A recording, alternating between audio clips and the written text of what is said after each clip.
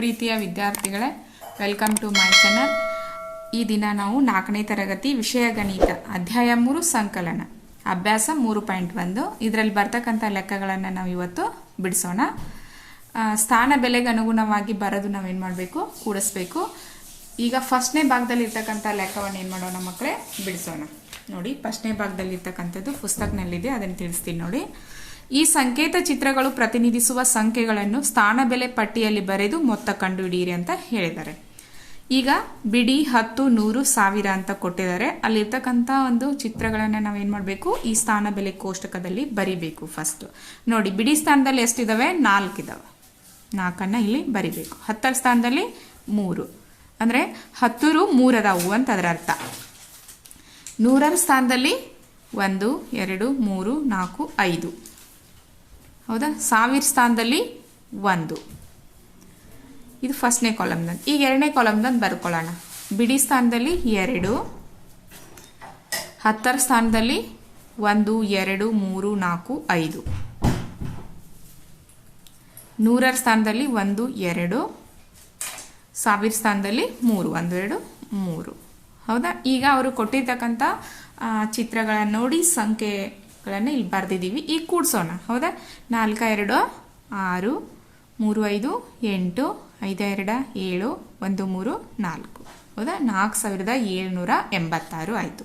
ಈ ರೀತಿಯಾಗಿ ನಾವೇನು ಮಾಡಬೇಕು, ಬರ್ಕೊಂಡು ಕೂಡಿಸ್ಬೇಕು. ಅರ್ಥ ಆಯ್ತಲ್ಲ. ನೋಡಿ, 3 1 4 4000 ಹೌದಾ. 4000 ಅಲ್ಲ, 4000 ಬಂತಲ್ಲ. ಇಲ್ಲಿ ನೋಡಿ, 100 ಎಷ್ಟಿದಾವೆ, 1 2 3 4 5 6 7 7 ಅಂದರೆ 700. 10 1 2 3 4 5 6 7 8 8 ಅಂದರೆ 80. 4786. 1 2 3 4 5 6. ಅರ್ಥ ಆಯ್ತಲ್ಲ. ಅದೇ ತೆರನಾಗಿ ನೀವು ಈ ಎರಡನೇ ಲೆಕ್ಕವನ್ನು ಏನು ಮಾಡಿ ಮಕ್ಕಳೇ, ಬಿಡಿಸಿ. ಹೌದಾ. ಈಗ ಎರಡನೇ ಭಾಗದಲ್ಲಿ ಇರ್ತಕ್ಕಂಥ ಲೆಕ್ಕಗಳನ್ನು ಏನು ಮಾಡೋಣ, ತಿಳಿದುಕೊಳ್ಳೋಣ. ಇವುಗಳನ್ನು ಸ್ಥಾನ ಬೆಲೆಗೆ ಅನುಗುಣವಾಗಿ ಬರೆದು ಕೂಡು ಅಂತ ಹೇಳಿದ್ದಾರೆ. ನೋಡಿ, ಈಗ ಬಿಡಿಸೋಣ ಇದನ್ನು. 6371 ಪ್ಲಸ್ 421 ಸ್ಥಾನ ಬೆಲೆ ಒಂದು ಕೋಷ್ಟಕವನ್ನು ಹಾಕೋಬೇಕು. ಈ ತೆರನಾಗಿ ಇಲ್ಲಿ ಹಾಕೊಂಡ್ಬಿಟ್ಟು ಅದನ್ನೇನು ಮಾಡಬೇಕು, ಈಗ ಸ್ಥಾನ ಬೆಲೆಗೆ ಅನುಗುಣವಾಗಿ ಬರಿಬೇಕು. 6371 ಬರೆಯೋಣ. 6371 ಹೌದಾ. ಬಿಡಿ 10 100 1000.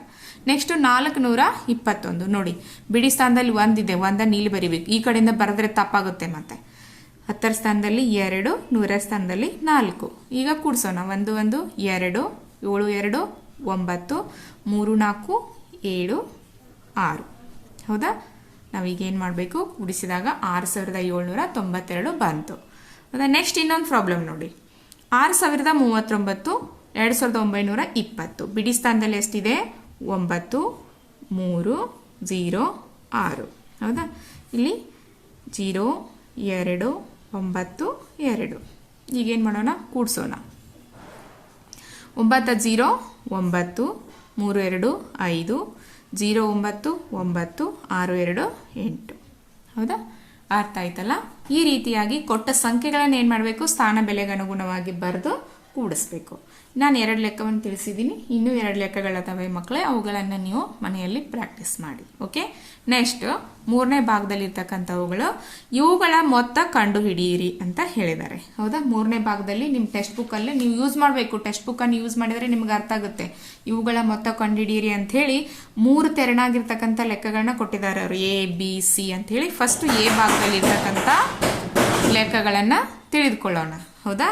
ನೋಡಿ, 2 4 6, 3 6 9, 4 2 6, 6 3 9, 9696. ಸೆಕೆಂಡ್ ಒನ್ 0 7 7, 9 0 9, 4 5 9, 5 3 8 ಅದ ಕೂಡಿಸ್ಬೇಕು. ಈಸಿ ಇದೆ.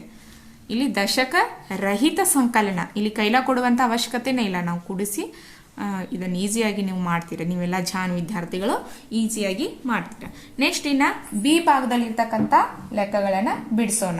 ನೋಡಿ, ಇಲ್ಲಿ ಸ್ವಲ್ಪ ದಶಕ ಸಹಿತ ಅಂದರೆ ಕೈಲ ಕೊಡ್ತೀವಲ್ಲ ಆ ತೆರನಾಗಿರ್ತಕ್ಕಂಥ ಲೆಕ್ಕಗಳಿದ್ದಾವೆ. ನೋಡಿ, ಇವಾಗ ಕೂಡಿಸಿ. 8 7 ಕೂಡಿಸಿದ್ರೆ ಎಷ್ಟಾಗುತ್ತೆ, 15 ಹೌದಲ್ಲ.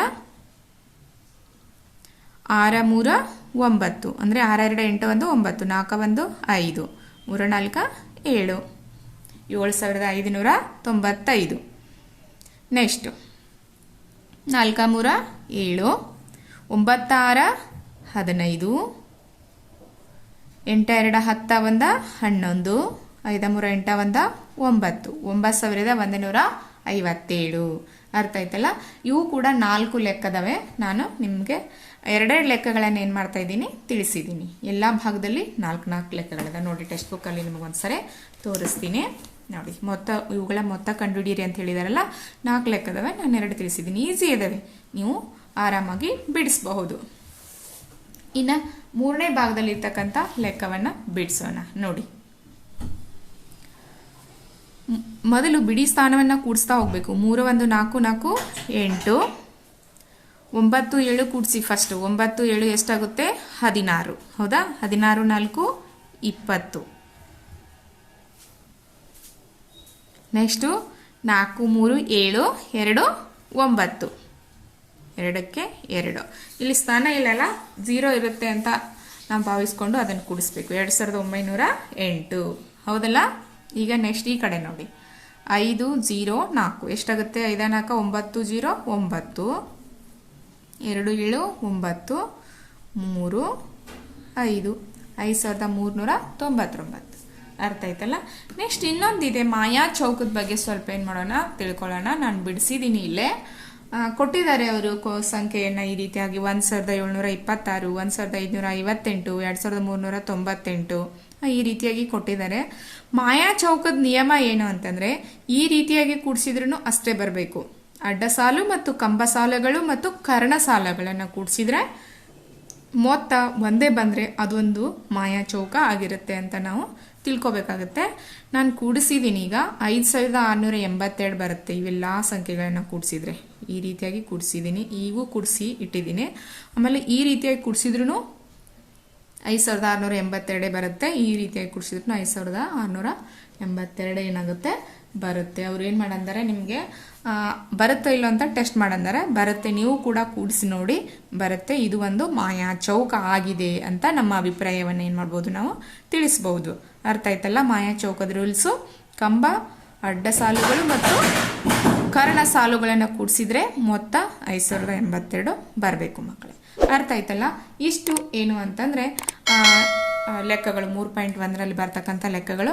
ಇನ್ನೊಂದು ಸ್ವಲ್ಪ ಲೆಕ್ಕಗಳು ಸಮಸ್ಯೆ ರೂಪದಲ್ಲಿ ಇರ್ತಕ್ಕಂಥ ಲೆಕ್ಕಗಳದಾವ. ಅವುಗಳನ್ನು ಏನು ಮಾಡೋಣ ಮುಂದಿನ ತರಗತಿಯಲ್ಲಿ ತಿಳಿದುಕೊಳ್ಳೋಣ. Thank you.